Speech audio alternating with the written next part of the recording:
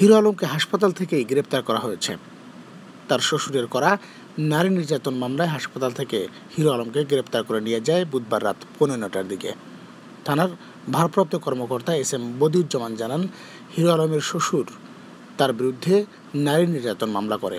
এই মামলার পরেই তাকে হাসপাতাল থেকে গ্রেপ্তার করে নিয়ে আসা হয়। এখন হিরো আলম পুলিশের কাছেই অর্থাৎ থানা হেফাজতে রয়েছেন। হিরো আলমের শ্বশুর তার বিরুদ্ধে তার মেয়েকে নির্যাতন করার প্রতিবাদে বুধবার থানায় একটি মামলা করে। এই মামলার প্রেক্ষিতেই হিরো আলমকে গ্রেপ্তার করা হলো। এদিকে এর আগে শ্বশুরবাড়ির লোকজনের পিটুনিতে আহত হয়ে বগুড়ার একটি হাসপাতালে ভর্তি হয়েছেন আশরাফুল ইসলাম ওরফে হিরো আলম। এ ঘটনায় তিনি তার শ্বশুর ও স্ত্রী সহ 5 জনকে আসামি করে মামলা দায়ের করেছেন। মঙ্গলবার বগুড়া শহরতলির এরুলিয়া গ্রামে ঘটনা ঘটে। এর আগে পরকীয়ার বাধা দেয় স্ত্রীকে মারপিট করেন হিরো আলম। এতে মাথায় জখম হন স্ত্রী সাদিয়া বেগম সুমি।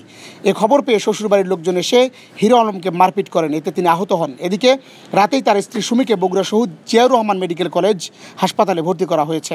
এ ব্যাপারে বুধবার হিরো আলমের সঙ্গে যোগাযোগের চেষ্টা করলেও তার মোবাইল বন্ধ পাওয়া গেছে।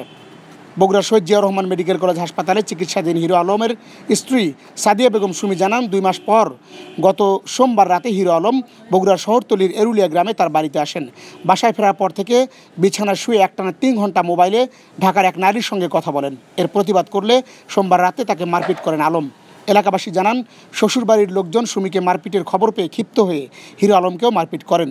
এ ঘটনায় হিরো আলম তার শ্বশুর ও স্ত্রী সহ 5 জনের বিরুদ্ধে বগুড়া সদর থানায় অভিযোগ দায়ের করেছেন। পরে তিনি বগুড়ার একটি হাসপাতালে ভর্তি হয়েছেন বলে জানা গেছে। স্ত্রীর পরিবার থেকেও হিরো আলমের বিরুদ্ধে মামলা দায়েরের প্রস্তুতি নেওয়া হচ্ছে। মেয়েকে পেটানোর ব্যাপারে হিরো আলমের শ্বশুর সাইফুল ইসলাম বলেন, মঙ্গলবার সন্ধ্যার পর মেয়েকে আবারও নির্যাতন করা হয়েছে। এমন খবর পেয়ে মেয়ের বাড়িতে যাই। সেখানে গিয়ে মেয়েকে উদ্ধার করে রাতেই হাসপাতালে ভর্তি করি। সুমির মাথার পেছনে রক্তাক্ত হয়েছে। বগুড়া সদর থানার উপপরিদর্শক আব্দুর রহিম জানান, মঙ্গলবার রাতে হিরো আলম থানায় হাজির হয়ে তার শরীরে মারপিটের চিহ্ন দেখেন। তাকে মারপিট করা হয়েছে উল্লেখ করে তিনি একটি লিখিত অভিযোগ দায়ের করলে বুধবার সকালে তিনি ঘটনাস্থলে যান। সেখানে গিয়ে তিনি জানতে পারেন হিরো আলমও তার স্ত্রীকে মারপিট করেছেন। এ কারণে তার স্ত্রী হাসপাতালে চিকিৎসাধীন। এই ঘটনায় বগুড়ায় চাঞ্চল্যের সৃষ্টি হয়েছে।